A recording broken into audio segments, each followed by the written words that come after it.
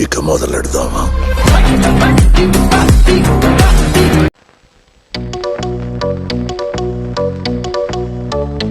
Welcome to మీ trader Telugu.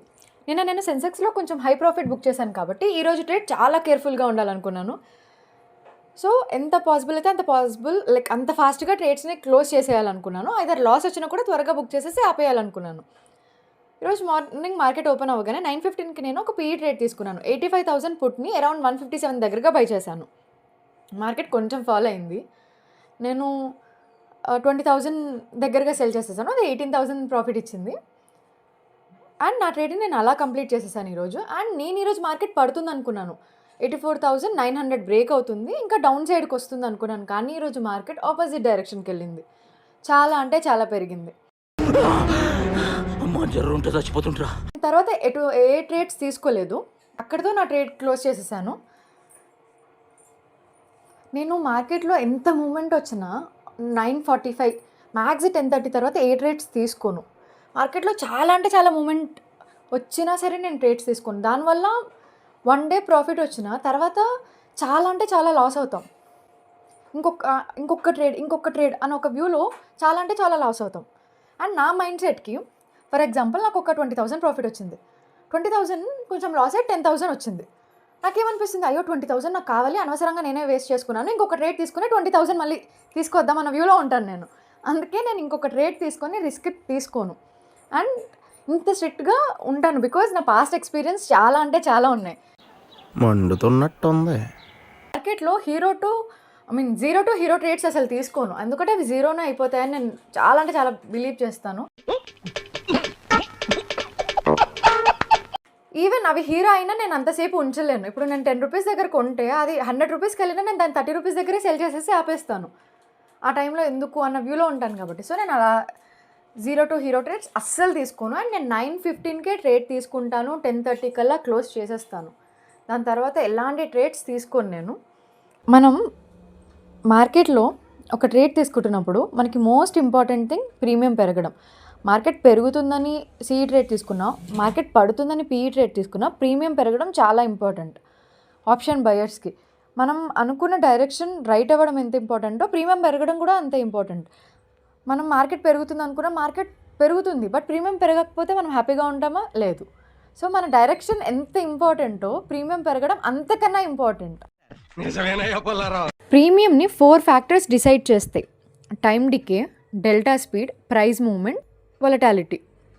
ఈ 4 factors ప్రీమియంని డిసైడ్ చేస్తాయి. First delta. మార్కెట్ 100 పాయింట్స్ పెరిగితే ప్రీమియం ఎంత పెరుగుతుందని డెల్టా చెప్తుంది. ఫర్ ఎగ్జాంపుల్, నిఫ్టీలో 26,000 సిఈ చూస్తే ఎట్ ప్రెజెంట్ దాని ప్రీమియం 140 ఉంది, దాని డెల్టా 0.61 ఉంది. సో నిఫ్టీ ఇప్పుడు రేజ్ అయింది, 26,100కి వెళ్ళింది. 140 ఉంది కదా ప్రెజెంట్ దాని ప్రీమియం, అది 200కి వెళ్తుందని చెప్తుంది.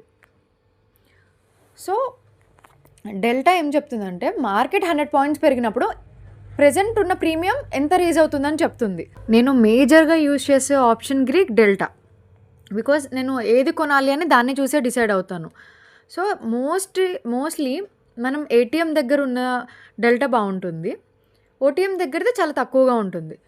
సో సేమ్, సపోజ్ మార్కెట్ పడితే అదే 100 పాయింట్స్ మార్కెట్ పడితే 61 రూపీస్ పడిపోతుంది.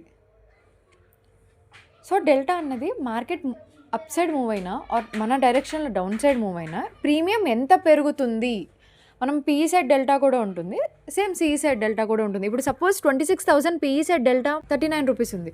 ఇఫ్ మార్కెట్ పడితే ప్రెజెంట్ దాని ప్రీమియం 70 దగ్గరగా ఉంది, 39 రూపీస్ పెరుగుతుంది ఇఫ్ మార్కెట్ 100 పాయింట్స్ పడితే. అండ్ ఎగ్జాక్ట్గా అంతే పెరుగుతుందని కూడా చెప్పలేం. సపోజ్ మార్కెట్ అసలు హై మూమెంట్తో పడింది అంటే ఒక్క క్యాండిల్లో పడిపోయింది 100 పాయింట్స్, అలాంటి టైంలో ఇంకా ఎక్కువ పెరుగుతుంది premium. But most of the times అక్యురేట్గానే ఉంటుంది. మనకు ఒక ఐడియా ఇస్తుంది, ఓకే దీన్ని బై చేయొచ్చు ఆర్ దీన్ని బై చేయడం వేస్ట్ అని ఒక ఐడియా మాత్రం ఇస్తుంది డెల్టా. Next gamma. ప్రీమియం ఎంత పెరుగుతుందని చెప్పేది డెల్టా, డెల్టా ఎంత ఉండాలని చెప్పేది గామా. ఫర్ ఎగ్జాంపుల్, నిఫ్టీలో 26,000 సిఈ చూస్తే దాని గామా 0.0015 ఉంది. సపోజ్ మార్కెట్ 1 పాయింట్ మూవ్ అయితే డెల్టా 0.6 నుంచి 0.6015కి వెళ్తుంది డెల్టా. సో స్లోగా మనం అనుకున్న డైరెక్షన్లో ఇప్పుడు సిఈ అనుకుంటున్న మార్కెట్ రేజ్ అవుతున్నప్పుడు, మార్కెట్ రేజ్ అయితే గామా స్పీడ్ బట్టి లైక్ గామా డిసైడ్ చేస్తుంది డెల్టా ఎంత రేజ్ అవ్వాలి అని. గామా హై ఉంటే చాలా అంటే చాలా బెస్ట్, బికాస్ కొంచెం మార్కెట్ పెరిగినా ప్రీమియం చాలా పెరుగుతుంది. అలాంటి టైంలోనే గామా హై ఉన్నప్పుడే మార్కెట్లో కొంచెం మూమెంట్ వచ్చినా ప్రీమియం చాలా పెరుగుతుంది. గామా హై ఉంటే ఆప్షన్ బయర్స్కి ది బెస్ట్, కానీ అదే లో ఉంటే మాత్రం ఆప్షన్ సెల్లర్స్కి బెస్ట్, బికాస్ లైక్ ప్రీమియం పెరగదు కదా, సో వాళ్ళకి అది బెస్ట్. బట్ గామా ఉన్నప్పుడు మార్కెట్లో మూమెంట్ కొంచెం ఉన్న ప్రీమియంలో మాత్రం చాలా మూమెంట్ ఉంటుంది. Next theta. సపోజ్ ప్రీమియం మన ఆప్షన్ బయర్స్కి నేను చాలా బిలీవ్ చేస్తాను, అందుకే హోల్డింగ్కి వెళ్ళను నేను. ఆప్షన్ బయర్స్కి హోల్డింగ్ ఎప్పుడూ నెగిటివే, because day by day premium పడిపోతుంది, చాలా అంటే చాలా డికే ఉంటుంది ఆప్షన్ బయర్స్కి. అండ్ తీటా అన్నది ఆప్షన్ బయర్స్ని హర్ట్ చేస్తుంది, బట్ సెల్లర్స్కి ఆప్షన్ సెల్లర్స్కి చాలా అంటే చాలా హెల్ప్ఫుల్. మార్కెట్లో మూమెంట్ లేకపోయినా మార్కెట్ అక్కడే ఉన్నా కూడా మనకు చాలా అంటే చాలా డికే అవుతుంది. సో అది డిసైడ్ చేసేది తీటా, అంటే ఎంత డికే అవ్వాలి, 1 డేలో ఎంత ఈ ప్రీమియం ఎంత పడిపోతుంది అని చెప్పేది తీటా. ఎగ్జాంపుల్ నిఫ్టీలో 26,000 ఇప్పుడు ప్రెజెంట్ 140 ఉంది. 1 డే గడిస్తే దాని ప్రీమియం దాని తీటా ఎంత ఉంది, 9.8 ఉంది. అంటే లిటరలీ 10 రూపీస్ పడిపోతుంది, అంటే 130. అంటే మార్కెట్లో ఎటువంటి మూమెంట్ లేకపోయినా ప్రీమియం పడిపోతుంది. ఎక్స్పైరీ దగ్గరకు వచ్చే కొద్దీ తీటా వాల్యూ పెరుగుతూ ఉంటుంది,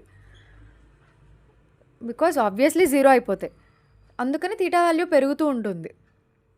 అది ఆప్షన్ సెల్లర్స్కి ది బెస్ట్, బట్ ఆప్షన్ బయర్స్కి చాలా అంటే చాలా రిస్క్ అది. ఫర్ ఎగ్జాంపుల్ ఐస్ క్యూబ్ ఉంది, సో దాన్ని ఫ్రిడ్జ్లో నుంచి ఫస్ట్ తీయగానే స్లోగా మెల్టింగ్ స్టార్ట్ అవుతుంది, కొంచెం టైం గడిచే కొద్దీ ఫాస్ట్గా మెల్ట్ అయిపోతుంది. సో మన ప్రీమియమ్స్ కూడా అంతే, ఆప్షన్ బయర్స్కి ఎక్స్పైరీ దగ్గర పడుతుంటే ప్రీమియమ్స్ చాలా డికే అయిపోతాయి. నెక్స్ట్ వీగా. సో సమ్టైమ్స్ మన ఐవే చేంజ్ అయితే, నేను బిలో 7 ఉంటే నేను అసలు ఆ రోజు ట్రేడ్ తీసుకోను, బికాస్ ప్రీమియమ్స్ ఆబ్వియస్లీ అసలు అటు కథలో బట్ డికే అయిపోతాయి. ఐవే రేజ్ అయితే ప్రీమియం రేజ్ అవుతుంది, ఐవే పడిపోతే ప్రీమియం పడిపోతుంది. సో వేగా ఏం చెప్తుంది, ఇప్పుడు ఎట్ ప్రెజెంట్ 26,000 నిఫ్టీలో సిఈ దగ్గరగా 11 ఉంది. సో 1% ఐవే పెరిగితే 11 రూపీస్ ప్రీమియం పెరుగుతుంది, అదే 1% పడిపోతే 11 రూపీస్ పడిపోతుంది. కానీ ఇన్ని గ్రీక్స్లో ద మోస్ట్ ఇంపార్టెంట్ థింగ్ నేను బాగా యూస్ చేసేది డెల్టా అండ్ ఐవీ నేను 7 బిలో 7 ఉంటే నేను అసలు ఆ రోజు ట్రేడ్ తీసుకోను, బికాజ్ ఏది కొన్నా ప్రీమియమ్స్ పడిపోతాయి. అండ్ ఈరోజు సెన్సెక్స్ మీకు ఎలా అనిపించింది, మీరు ప్రాఫిట్ బుక్ చేశారా, లాస్ బుక్ చేశారా, కామెంట్ చేయండి. Thank you. మీరు చూసింది కొంతే, చూడబోయేది ఇంకెంతో, అందుకే సబ్స్క్రైబ్ చేసుకోండి.